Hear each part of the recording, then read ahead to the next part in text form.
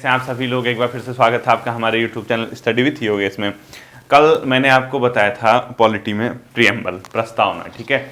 आज next topic है संविधान में संशोधन। ध्यान से समझना, मतलब मैं आपसे एक चीज कहूंगा ना बच्चों, आप देखो कितनी मेहनत कर लो, कितना भी पढ़ लो, मैं आपकी मेहनत पे कभी क्वेश्चन मार्क नहीं करूंगा, लेकिन हो क्या रहा मैं आपको बताऊं, पेपर में जो स्कोर नहीं हो पा रहा ना, वो हम परिवर्तन ही नहीं कर पा रहे। मतलब हम जो एक ट्रेंड चला है, जो ट्रेडिशनल तरीके से वन लाइनर रट के दो चार वन लाइनर की किताबें पकड़ के पढ़ लगे हैं, हम पूरा समय दे रहे हैं, पूरी मेहनत कर रहे हैं, रिजल्ट वहीं का वहीं है।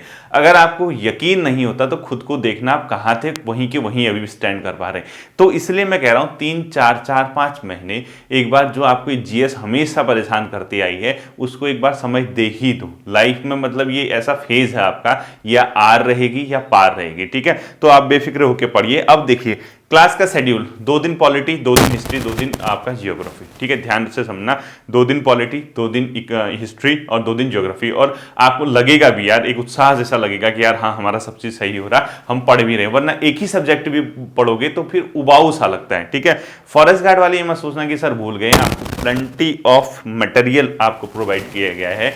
इस सैटरडे संडे कहीं ना कहीं करंट अफेयर की क्लासेस, कहीं ना कहीं सरकारी आंकड़ों पे बजट पेश हो रहा है, इस पे आधारित क्लासेस आएंगी आपकी। आप बेफिक्र होकर जो भी आपने पढ़ा उसको पहले डाइजेस्ट कर लीजिए, ठीक है। देखिए बच्चों, संविधान में संशोधन टॉपिक से ही लग रहा है कि आपने जो संविधान की किताब है, किताब बुक बताया गया है इस देश का शासन कैसे चलेगा, इस देश में शासन की कौन सी प्रणाली अपनाई जाएगी, मौलिक अधिकार कैसे होंगे, डीपीएसपी क्या होगा, फंडामेंटल ड्यूटीज क्या होंगी, हमारे देश में सरकार कैसे क्या काम करेगी, प्रेसिडेंट कौन होगा, सब चीज बताया गया है, ठीक है।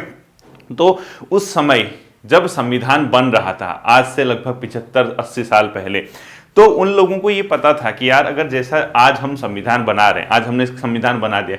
देखो पढ़ाई बच्चों ना बहुत इंटरेस्टिंग होती है, और इसके बराबर अगर आपने इसको समझ लिया ना, मतलब आपको इतनी ज्यादा लाइफ में हैप्पीनेस मिलेगी, इतनी ज्यादा मिलेगी, आप कल्पना नहीं कर सकते हो। आपके पास एक बार ज्ञान तो आ जाए, आप देखना 4 आदमियों के बीच अपने समाज में जब सीना चौड़ा करके चलोगे ना, नॉलेज का घमंड नहीं करना चाहिए, मैं ये नहीं कह रहा घमंड, लेकिन आपको अंदर से एक इंटरनल जो हैप्पीनेस मिलेगी, यार हाँ मुझे चीजें पता है, मुझे आती, तो बहुत एक अलग सा सुकून होता है उसका, ठीक है। तो देखिए जब संविधान का निर्माण हो रहा था तो वो ये जानते थे बच्चों, कुछ लोग बैठे थे, आप जानते हैं संविधान सभा ने इसका निर्माण किया था, वो जानते थे आज की परिस्थितियां हो सकता है आज से 100 साल बाद बदल जाए, हो सकता है 50 साल बाद बदल जाए। तो कहीं ना कहीं जो हम आज संविधान में लिख रहे हैं, क्या हमेशा यही चीजें चलती रहेंगी, क्या हमेशा इसी को हम मानते रहेंगे, हमारे देश में कब क्या कंडीशन उत्पन्न हो जाए। तो इसीलिए उन्होंने एक प्रावधान किया, उन्होंने क्या किया, हमारे संविधान का जब निर्माण किया उसमें एक संशोधन की प्रक्रिया भी रखी, यानी हमारे देश के संविधान में संशोधन भी हो सकता है, अमेंडमेंट हो सकता है, उसमें समय के अनुसार जो उसकी डिमांड होगी, जिस तरीके की वो चीजें चाहता होगा उसमें परिवर्तन किया जा सकता है।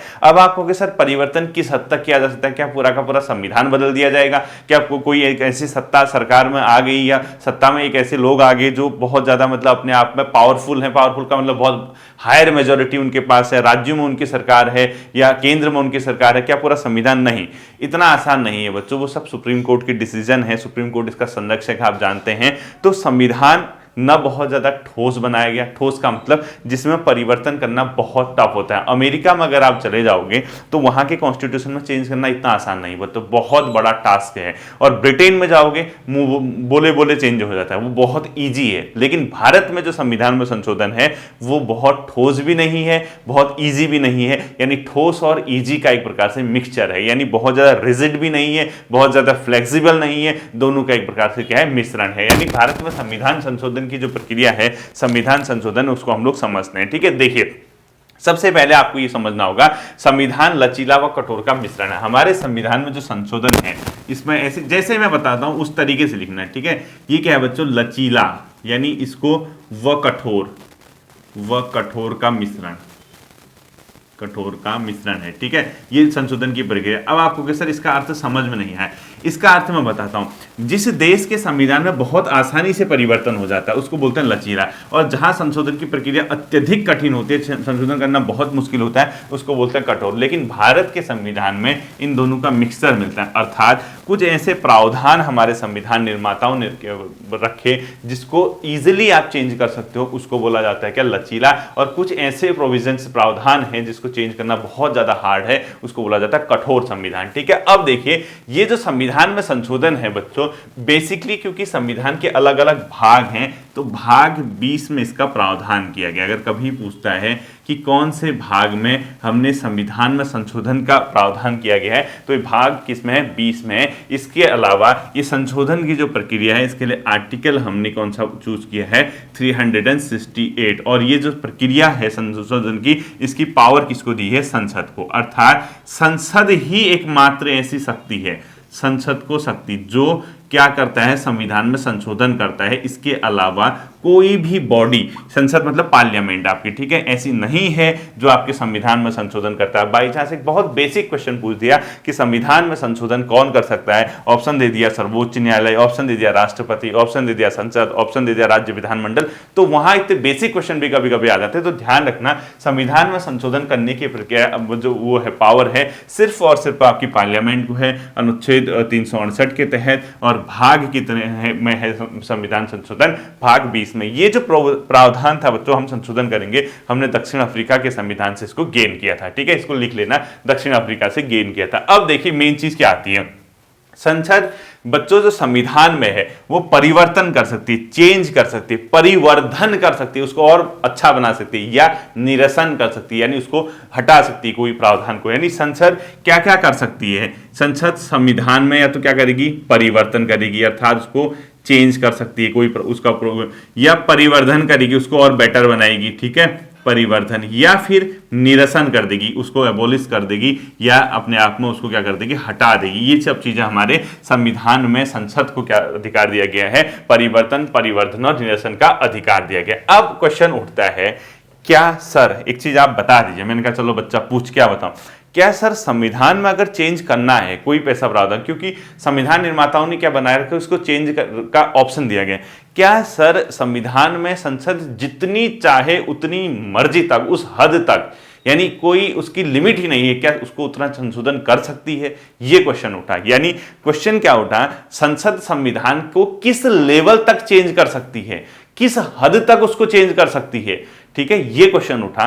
तो इसका भी जवाब दिया गया, क्योंकि संविधान का संरक्षक है सर्वोच्च न्यायालय यानी सुप्रीम कोर्ट, उसने इसको जवाब दिया कि संसद चेंज कर सकती है लेकिन संविधान के मूल ढांचे में नहीं कर सकती। लिखो, संसद संविधान में संशोधन तो कर सकती है, में संशोधन तो कर सकती है, पर मूल ढांचे में यानी संविधान के मूल ढांचे में संशोधन नहीं कर सकती। अब आप क्वेश्चन उठाओगे कि ये क्या होता है, बेसिक स्ट्रक्चर, संविधान के मूल ढांचे में चेंज नहीं कर सकती, ठीक है, लिखो, संविधान के मूल ढांचे में चेंज नहीं कर सकती है, मूल ढांचे में परिवर्तन नहीं कर सकती, ठीक है, ये क्वेश्चन उठा। यानी कहीं ना कहीं एक क्वेश्चन उठा कि किस हद तक आप चेंज कर सकते हो, तो इसका जवाब सुप्रीम कोर्ट ने दिया, संसद संविधान में संशोधन कर सकती है बच्चों, ये पावर है, ठीक है, लेकिन किस हद तक कर सकती है, अगर क्वेश्चन उठा तो कर तो सकती है, बट मूल ढांचे में परिवर्तन नहीं कर सकती। इसको बोला गया बेसिक स्ट्रक्चर, ठीक है, इंग्लिश में। और ये मूल ढांचे का जो कॉन्सेप्ट दिया था सुप्रीम कोर्ट ने दिया था केशवानंद भारती के 1973 में। लिखो, Keshavananda Bharati case, most important कर देना, केशवानंद भारती केस 1973 में सुप्रीम कोर्ट ने एक फैसला सुनाया, और फैसला ये था, क्वेश्चन उठा था कि संसद अगर संविधान में परिवर्तन कर सकती है तो कितना कर सकती है, क्या पूरा का पूरा संविधान बदल देगी? तो सुप्रीम कोर्ट ने कहा नहीं, संसद को संविधान में संशोधन का अधिकार तो है, लेकिन संसद संविधान के मूल ढांचे में परिवर्तन नहीं कर सकती। अब क्वेश्चन उठा कि ये मूल ढांचा किसको कहते हैं, क्या है ये मूल ढांचा, किसको आप मूल ढांचा बोलोगे? सुप्रीम कोर्ट ने कहा रुको, ठहरो जरा, मैं बताता हूं मूल ढांचा क्या होगा, ये मैं डिसाइड करूंगा। समय समय पर मेरे पास केसेस आएंगी, समय समय पर प्रक्रियाएं चलती रहेंगी, तो मैं यानी सुप्रीम कोर्ट ये डिसाइड करेगा कि किसको आप मूल ढांचा कहोगे। अब मैं आपको मोटा मोटा बता देता हूं मूल ढांचे का मतलब क्या हो सकता है। बताओ, हमारे देश में फेडरलिज्म है यानी संघवाद है, यानी केंद्र होगा, केंद्र के नीचे राज्य होंगे, राज्य के नीचे जिला वगैरह हैं, ये एक सिस्टम है ना, केंद्र की अपनी सरकार, राज्य, क्या इसको बदल दोगे आप, राज्य को खत्म कर दोगे? नहीं कर सकते हो, ये तो मूल ढांचा है। अब हमारे देश में राष्ट्र गणतंत्रात्मक व्यवस्था है, गणतंत्र है, राष्ट्रपति जो है निर्वाचित होता है, यानी अपने आप में प्रत्यक्ष। क्या आप राष्ट्रपति का पद समाप्त कर दोगे? नहीं कर सकते हो। हमारे देश में राज्यों के पास मुख्यमंत्री है, केंद्र में प्रधानमंत्री है। क्या प्रधानमंत्री ऐसा कह सकता है कि अब सारे मुख्यमंत्री खत्म होंगे, मैं ही राज्यों का मुख्यमंत्री भी, मैं ही प्रधानमंत्री? हो सकता है? नहीं हो सकता है। इसके अलावा क्या हमारे देश में जो संसदीय शासन प्रणाली है, संसद 2 हाउस होंगे, चुनाव होगा, वो कानून बनाएंगे, उसको खत्म करके आप अध्यक्षात्मक शासन प्रणाली ले आओगे, प्रेसिडेंशियल शासन ले आओगे? नहीं ला सकते हो। सुप्रीम कोर्ट ने यही सब कहा कि ये मूल ढांचा है, जो बेसिक स्ट्रक्चर है हमारा, जो हमने रखा है, वो चेंज करना है तो कर लो ना। किसी राज्य का नाम बदल दो, किसी नए राज्य का गठन कर दो, मौलिक अधिकारों को थोड़ा सा अगर आपको लग रहा है कि कमी है तो उसको सुधार दो, डीपीएसपी में कोई चेंज करना उसको सुधार दो, फाइनेंशियल जीएसटी वगैरह काउंसिल बनानी उसको बना, ये चेंज करो ना। अब आपने कहा ना राज्यपाल का पद ही खत्म कर देते हैं, कुछ और बना देते हैं, ऐसा कैसे हो सकता है बच्चों? ठीक है, ये संभव नहीं है। तो सुप्रीम कोर्ट ने इसी को अपने आप में क्या बोला था? मूल ढांचा बोला था। ठीक है, अब देखो ये संशोधन की प्रक्रिया कैसे होती है, जो क्वेश्चन पेपर में पूछा जा सकता है। तो लिखो संशोधन की प्रक्रिया कैसे होगी। ठीक है, संशोधन की प्रोसेस क्या होगी। आप सब जानते हैं कि कहीं ना कहीं कानून बनाने की प्रक्रिया क्या है। ठीक है, लिखो प्रक्रिया, प्रोसेस, संशोधन की प्रक्रिया क्या होगी। सबसे पहला पॉइंट लिखो, सबसे पहला क्या होगा, किसी भी हाउस में, संसद के किसी भी सदन, चाहे वो लोकसभा हो या राज्यसभा हो, उसमें कोई ना कोई संविधान संशोधन बिल लेके आना पड़ेगा, विधेयक लेके आना पड़ेगा। इसके लिए राष्ट्रपति की सहमति आवश्यक नहीं है। ठीक है, ध्यान से समझना। अगर कभी क्वेश्चन पूछता है क्या संविधान संशोधन के लिए राष्ट्रपति की पूर्व सहमति आवश्यक है, बिल्कुल नहीं है। बिल ला सकते हो चाहे आप लोकसभा में लाओ या राज्यसभा में। ठीक है, लिखो पहला पॉइंट लिखो, संसद में सर्वप्रथम क्या आएगा, एक बिल आएगा। ठीक है, सर्वप्रथम विधेयक आएगा, बिल बोलते हैं उसको। ठीक है, विधेयक। और ये विधेयक कहां आएगा, चाहे वो लोकसभा में आए ऑब्लिक राज्यसभा, कहीं भी आए। ठीक है, और इसके लिए राष्ट्रपति की स्वीकृति आवश्यक नहीं है, राष्ट्रपति सहमति आवश्यक नहीं, लिख दो यहीं पे। ठीक है, समझ जाओगे, सहमति आवश्यक नहीं। पहला काम कि संसद के किसी भी हाउस में बच्चों के आएगा, एक बिल आएगा, तो उसके लिए राष्ट्रपति, लोकसभा। अब ये संविधान संशोधन अगर क्वेश्चन पूछता है संविधान संशोधन की प्रक्रिया कहां शुरू होगी, ऑप्शन होगा संसद में, ऑप्शन होगा लोकसभा में, ऑप्शन होगा राज्यसभा में, ऑप्शन होगा विधानसभा में। तो आपका आंसर संसद होना चाहिए, क्योंकि संसद का मतलब लोकसभा भी हो सकता है, राज्यसभा भी। ठीक है, इंडिविजुअल ऐसा नहीं कि सिर्फ लोकसभा में या राज्यसभा में होगा, कहीं भी शुरू हो सकता है। पहला पॉइंट। दूसरा बच्चों, जो विधेयक लाएगा या तो कोई मंत्री लेके आएगा, जो विधेयक बिल होगा, ये विधेयक कौन ला सकता है, या तो सरकार का कोई मंत्री लाए या गैर सरकारी सदस्य। अब आप कहोगे सर गैर सरकारी सदस्य कौन होते हैं, मंत्री के अलावा कोई भी सदस्य गैर सरकारी सदस्य कहलाता है। ठीक है, मंत्री के अलावा द्वारा, मंत्री के अलावा कोई भी सदस्य, चाहे वो सांसद हो, चाहे किसी भी पार्टी का हो, चाहे प्राइवेट व्यक्ति की हो, प्राइवेट तो कहां से लाएगा, तो मंत्री के अलावा कोई भी सदस्य गैर सरकारी सदस्य कहलाता है, चाहे वो कोई भी पार्टी का हो, मतलब अपने आप पर सांसद। ठीक है, ये क्या करेंगे, विधेयक को लेके आएंगे। सेकंड पॉइंट इसमें ये रहेगा। ठीक है, अब तीसरा पॉइंट रहेगा बच्चों, विधेयक को दोनों सदनों में विशेष बहुमत से पास करना होगा। यानी लिखो थर्ड पॉइंट क्या होगा, जो विधेयक होगा, अब पहले जिस भी सदन में आएगा, दोनों सदन में विशेष बहुमत से पास करना होगा। ठीक है, विशेष बहुमत से पास,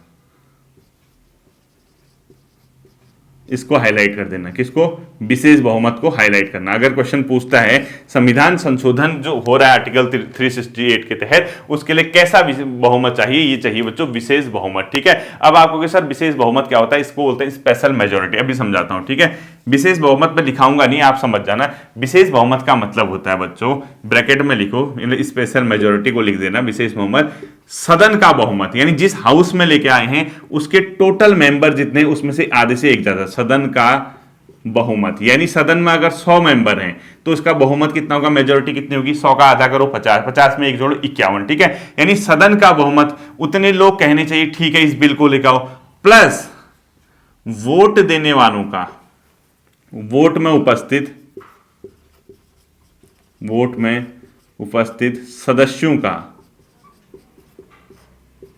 2/3, यानी ऐसा बहुमत कहलाता है विशेष बहुमत। कभी कभी क्वेश्चन भी पूछ देता है कि स्पेशल मेजोरिटी किसको कहते हैं। सदन का बहुमत, सपोज सदन में कितने मेंबर है, 100 की कैपेसिटी है, या सदन में सपोज 250 मेंबर हैं। ठीक है, टोटल कितने हो सकते हैं, तो इसका बहुमत कितना होगा 126, प्लस वोट देने वाले यानी जिस दिन वोटिंग हो रही है उस दिन सपोज कितने लोग हैं, 120 लोग ही मौजूद हैं उस दिन, है जिस दिन वोटिंग हो रही है, तो उसका 2/3 निकाल दोगे तो जितने आएंगे। अगर ऐसे लोग इसका समर्थन करते हैं तो इसको बोलते हैं स्पेशल मेजोरिटी, ठीक है, विशेष बहुमत मैंने आपको लिखा दिया। उसके बाद क्या होगा बच्चों, विधेयक है तो संयुक्त बैठक नहीं होती। ये बहुत इंपॉर्टेंट पॉइंट है कि विधेयक को दोनों सदनों में विशेष बहुमत से पास करना होगा, इसके लिए संयुक्त लिखो, संयुक्त बैठक नहीं। यानी एक आर्टिकल है, आर्टिकल नंबर 108 ब्रैकेट में लिख दो।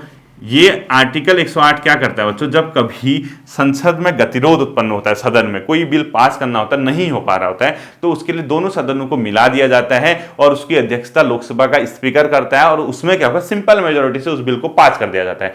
लेकिन संविधान संशोधन विधेयक ऐसे संयुक्त अधिवेशन में नहीं पास किया जाएगा। अगर पता लगा किसी पार्टी का लोकसभा में बहुमत है, ज्यादा सांसद हैं, राज्यसभा में कम है, उनका राज्यसभा में पास ही नहीं हो रहा, उनने चालाकी चली और संयुक्त अधिवेशन बुला दिया, ज्वाइंट सेशन चला दिया और पास करवा दिया, ऐसा नहीं चलेगा। वो कहीं कहीं पे होता है, लेकिन संविधान संशोधन में संयुक्त बैठक नहीं होती। इसको आप लोग क्या करोगे, ध्यान में रखोगे, ठीक है। इसके बाद क्या होगा बच्चों, यदि कोई ऐसा प्रावधान है जो हमारे राज्यों को प्रभावित करता है, यानी संघीय मामले हैं जहां, यानी कहीं ना कहीं राज्यों के हितों से संबंधित मामले हैं, उस केस में क्या होगा, आधे राज्यों के विधानमंडल यानी आधे राज्यों का जो सदन है वो भी सिंपल मेजोरिटी, सामान्य बहुमत, साधारण बहुमत से उस बिल को पास करेगा, ठीक है। लिखो राज्यों के मामले में, संघीय मामले में लिख दो, समझ जाओगे आप। संघीय मामले मतलब जहां राज्यों के हित हैं, ठीक है।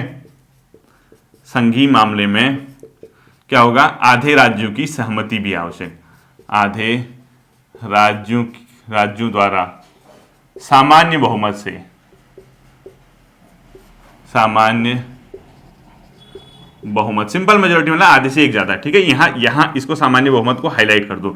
यानी संविधान संशोधन की प्रक्रिया में जो राज्यों के पास मामले जाते हैं उसमें सामान्य बहुमत से काम चलता था, राज्य सामान्य बहुमत से पास करेंगे, ठीक है। संघीय मामले में आधे राज्यों द्वारा सामान्य बहुमत से विधेयक को सहमति देनी होगी,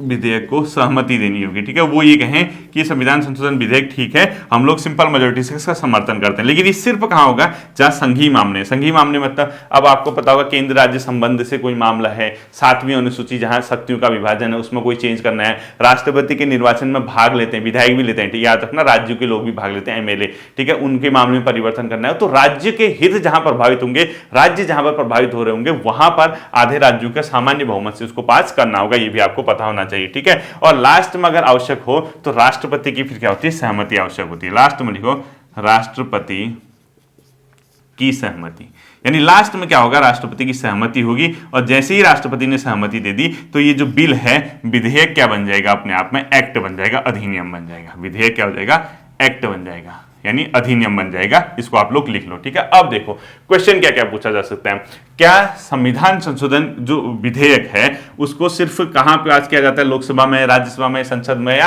राज्य विधानमंडल? तो इसका आंसर होना चाहिए संसद के किसी भी हाउस में, लोकसभा या राज्यसभा, कहीं भी पेश किया जा सकता है, ठीक है। दूसरा, क्या संसद जो संविधान संशोधन विधेयक है साधारण बहुमत से पास होता है? बिल्कुल नहीं, इसके लिए विशेष बहुमत की आवश्यकता होती है या आधे राज्यों की सहमति, विशेष बहुमत के साथ आधे राज्यों की सहमति। क्या ये संविधान संशोधन के लिए संयुक्त बैठक आवश्यक है? बिल्कुल नहीं, इसमें नहीं चलता है। संघीय मामले में आधे राज्यों की सहमति, उसके बाद राष्ट्रपति इसमें क्या करेगा, साइन करेगा, ये अपने आप में क्या बन जाएगा, एक्ट बन जाएगा। सिंपल मेजोरिटी की परिभाषा पूछता है तो आपका ये सिंपल मेजोरिटी आपका समझ आ गया होगा। सदन का बहुमत यानी सदन में जितने लोग हैं, यानी जितने उसकी कैपेसिटी है, जैसे राज्यसभा है ना 250 मेंबर अधिकतम हो सकते हैं, उसकी सबसे पहले उसके 126 मेंबर चाहिए होंगे, वो कहेंगे ठीक है हम समर्थन में। उसके बाद जिस दिन उस प्रस्ताव पे वोटिंग हो रही होगी, वोट देना होगा, उस दिन क्या होगा, 2/3 100 जो जितने प्रेजेंट हैं उस दिन, भले उस दिन 100 ही लोग क्यों ना आए, तो उस दिन 2/3 यानी 66 लोग क्या करेंगे, उसका समर्थन करेंगे। ये इसकी प्रक्रिया होती है, ठीक है। अब इसका लास्ट पॉइंट आता है प्रकार, यानी संविधान संशोधन कितने प्रकार से होता है।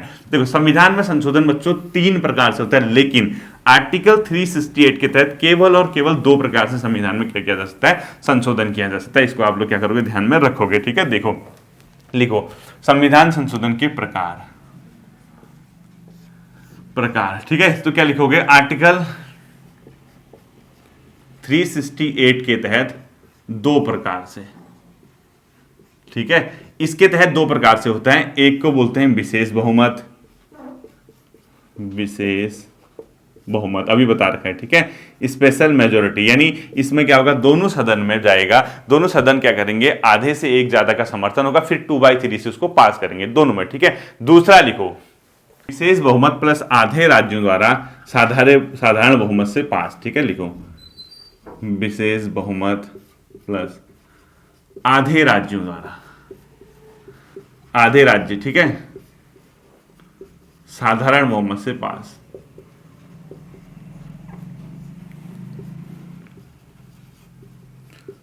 आधे राज्यों द्वारा साधारण बहुमत से पास करना होगा।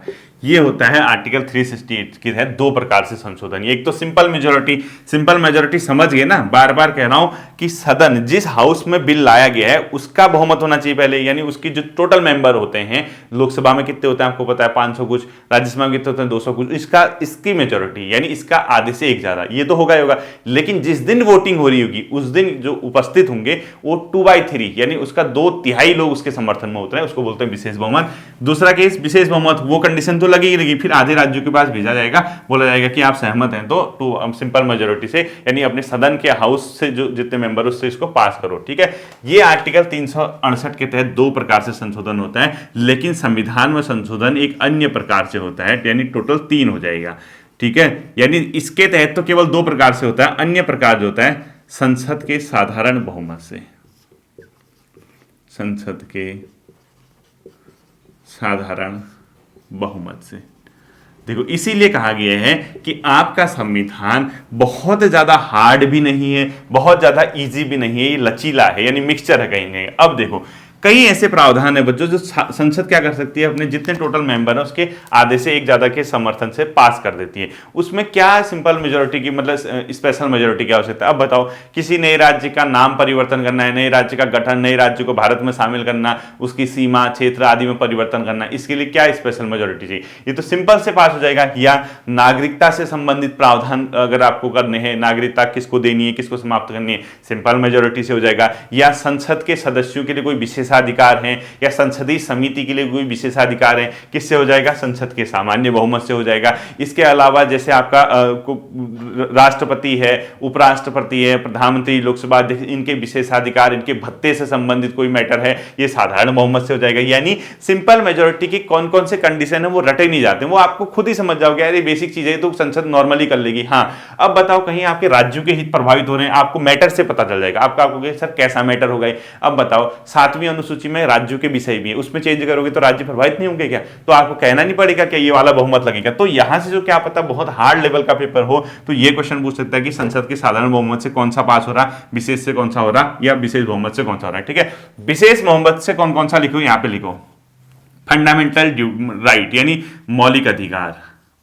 अगर आपको संसद के मौलिक अधिकार, संविधान के मौलिक अधिकार में परिवर्तन करना है तो आप विशेष बहुमत से करोगे। प्लस राज्यों के नीति निर्देशक तत्व लिखो, राज्यों के नीति निर्देशक तत्व, directive principle of the state policy आदि, ठीक है। यानी राज्यों के नीति निर्देशक तत्व हो गए या आपका डीपीएसपी हो गया, ये सब के सब क्या होगा, विशेष बहुमत से पारित होगा। इसके अलावा विशेष बहुमत से कौन सी चीजें आएंगी जो इस वाले में नहीं है, यानी जो पहले वाले में नहीं है, जो थर्ड वाले में नहीं है, पहले और थर्ड वाले में जो नहीं है वो इसके अलावा क्या आएगा, वो सेकंड वाले से हो जाएगा। अब थर्ड वाले में क्या क्या आएगा, देखो जहां राज्यों की सहमति आवश्यक होती है बच्चों, जैसे लिख लो आप सीधे राष्ट्रपति का निर्वाचन व उसकी प्रक्रिया, केंद्र और राज्य की शक्तियों का विस्तार। देखो इसमें कौन आएगा, पहला लिखो, इसमें लिखो राष्ट्रपति का निर्वाचन व उसकी प्रक्रिया, राष्ट्रपति निर्वाचन व प्रक्रिया। अब आप कहोगे सर ये कैसे, इसमें आधे राज्यों की सहमति जरूरी है, क्योंकि देखो क्या इसमें राज्य प्रभावित नहीं होते, क्या आपके विधायक इसमें भाग नहीं लेते हैं चुनाव में,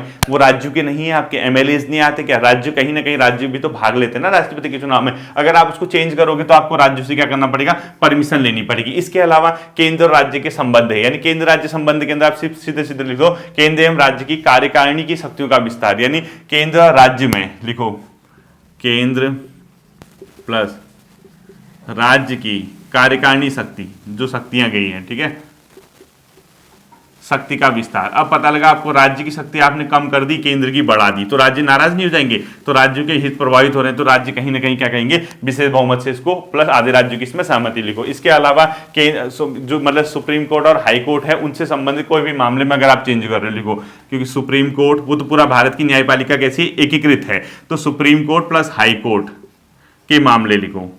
अगर आपने इसको चेंज करना है तो आपको क्या करना होगा, राज्यों से सहमति लेनी ही लेनी पड़ेगी। इसके अलावा केंद्र और राज्य के बीच जो बच्चों विधायी शक्तियों का विभाजन है, यानी सेंट्रल और स्टेट के बीच शक्तियों का विभाजन लिखो।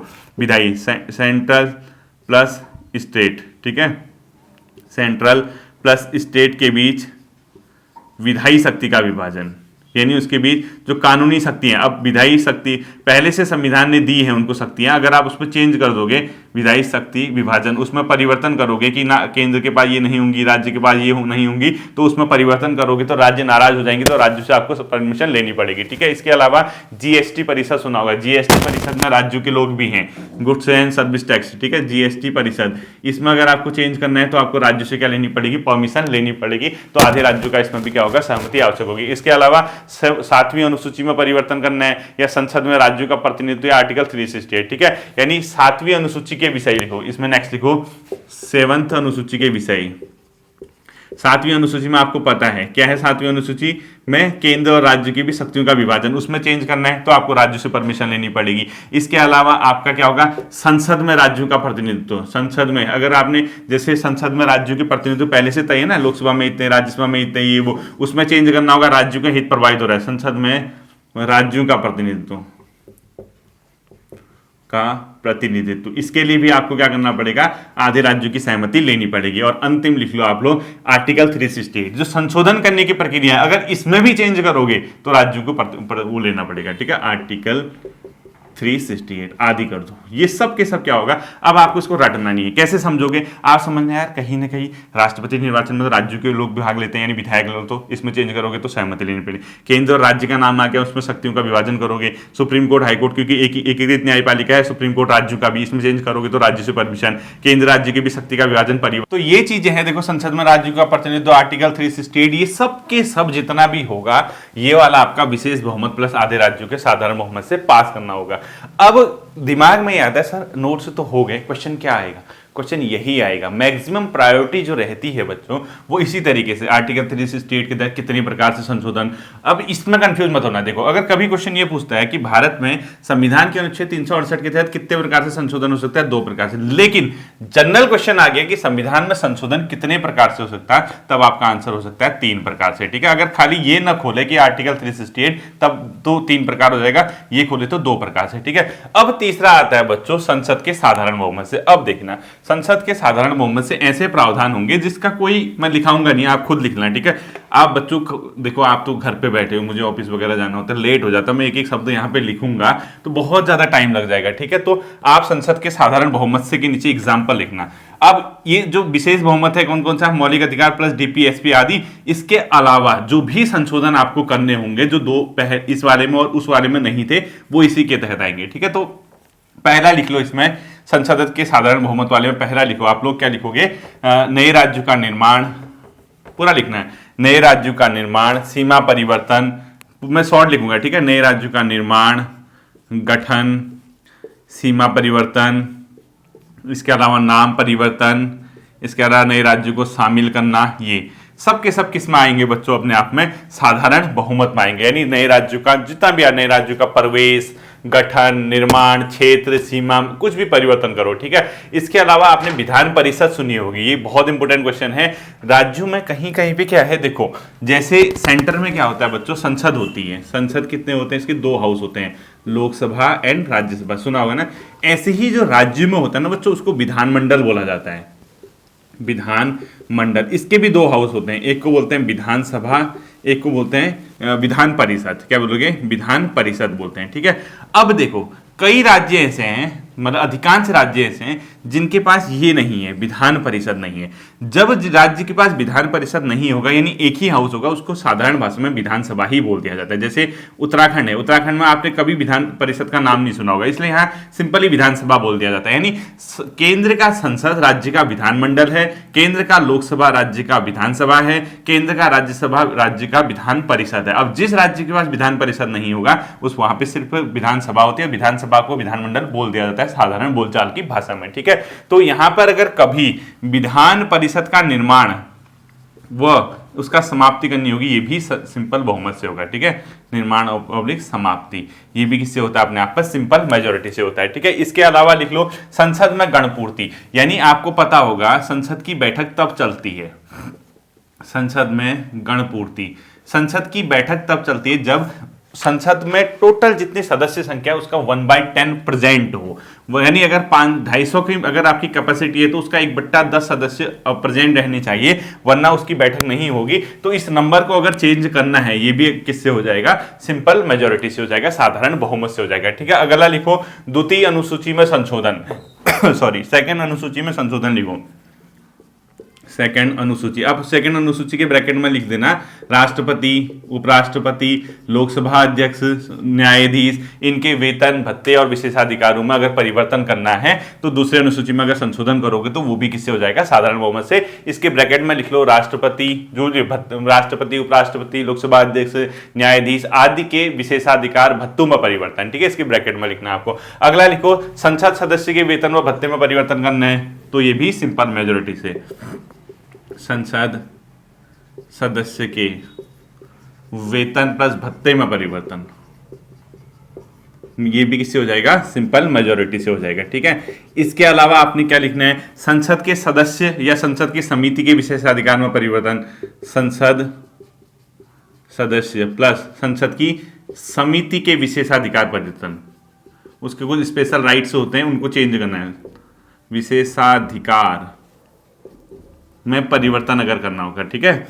मैं ये भी किससे हो जाएगा, अपने आप में सिंपल मेजोरिटी से हो जाएगा, यानी साधारण बहुमत से इसको आप लोग क्या कर सकते हो, चेंज कर सकते हो, ठीक है। इसके बाद आप लिखो राजभाषा का प्रयोग कैसे करना है, इसमें राजभाषा से संबंधित जो नियम है राजभाषा प्रयोग, ये भी किससे हो जाएगा, सिंपल मेजोरिटी से इसको कर सकते हो आप लोग, ठीक है। इसके अलावा सुप्रीम कोर्ट में अवर न्यायाधीश की संख्या व सुप्रीम कोर्ट के न्याय क्षेत्र को जो बढ़ाना या उसको मतलब ज्यादा महत्व देना है, ठीक है। लिखो सुप्रीम कोर्ट में अवर न्यायाधीश, ठीक है, अवर न्यायाधीश प्लस न्यायालय के अधिकार क्षेत्र या अपने आप में न्याय क्षेत्र को अधिक महत्व देना, यानी सुप्रीम कोर्ट के न्याय क्षेत्र को अधिक महत्व लिखो, सुप्रीम कोर्ट के न्याय क्षेत्र को अधिक महत्व अगर आपने देना है तब भी आप किस मेजोरिटी से इसको पास कर लोगे, सिंपल मेजोरिटी से इसको क्या कर सकते हो, पास, क्योंकि इसमें राज्यों का कोई हित है नहीं, नॉर्मल से, ठीक है। नेक्स्ट लिखो नागरिकता की प्राप्ति और समाप्ति, नागरिकता से संबंधित, सिटीजनशिप, नागरिकता